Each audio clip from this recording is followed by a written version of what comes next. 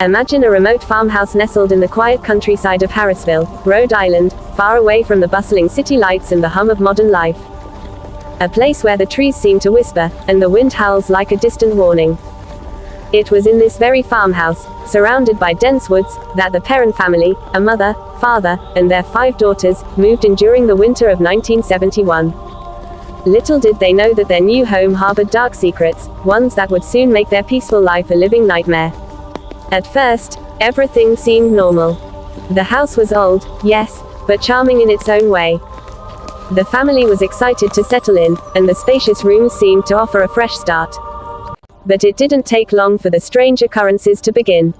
The air in the house was heavy, thick with an unexplained tension. Objects moved of their own accord. Strange sounds echoed through the halls, creaking floorboards, whispers, and unsettling knocks on the walls. The family tried to dismiss it, perhaps a trick of the mind or the house settling. But as the days passed, the unsettling events escalated. Doors slammed shut, and eerie, cold drafts swept through rooms with no explanation. The girls started feeling something, a presence, watching them from the shadows, lurking just out of sight.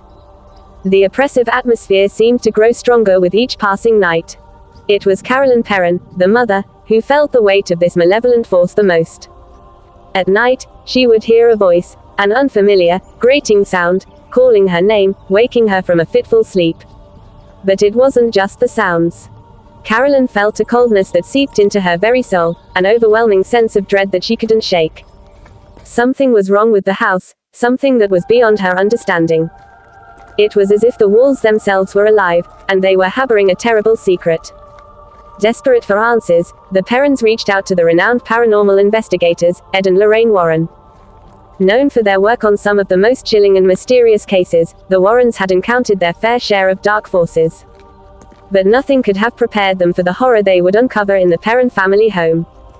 When Ed and Lorraine first arrived, they immediately felt the strange energy that clung to the house like a thick fog.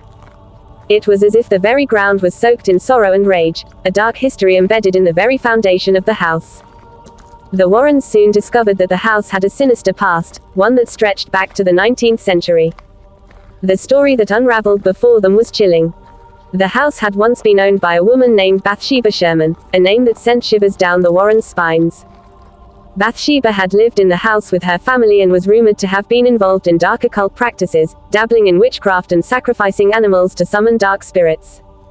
She was believed to have been responsible for the death of her own child, a claim that was later disproven, but one that had fueled the dark legend surrounding her. Her spirit, filled with rage and hatred, had never left the house. The Warrens began their investigation in earnest, documenting every strange occurrence and speaking with the Perrons to piece together the terrifying puzzle. They soon realized that the spirits haunting the farmhouse were not just mischievous ghosts, but something far darker, an ancient, malevolent presence that seemed to be targeting the Perron family, particularly Carolyn. She was being attacked both physically and mentally by the vengeful spirit of Bathsheba. In one harrowing moment, Carolyn was possessed. Her voice changed, her eyes glazed over with malice, and she became a shell of the person she once was. The Warrens knew that the only way to stop the terror was through a ritual of exorcism. But even this would not be easy. The Warrens worked tirelessly, using all their knowledge and experience to perform the ritual in an attempt to free the house of Bathsheba's spirit. The atmosphere in the house became unbearable, thick with dark energy as if something was fighting back, unwilling to let go. The temperature dropped to near freezing, and the house seemed to groan with each incantation. But with each passing moment, the force began to weaken. After what felt like an eternity, the darkness lifted, and the house fell eerily silent. The Perron family finally found peace, but the memory of those haunting events would stay with them forever. The Warrens left the house, knowing they had faced one of the most dangerous and powerful spirits they had ever encountered. They had saved the family, but the battle was far from over. The evil that had been unleashed was something that would continue to haunt the Warrens for years to come, leading them to their next chilling investigation.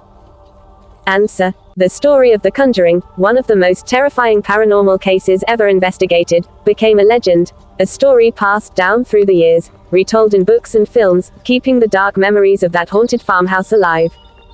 Whether you believe in the supernatural or not, there is no denying the mystery and horror that shrouds the tale of the Perron family and the demon that once haunted their home. The question remains, was it all just a series of strange coincidences, or was something truly evil at work?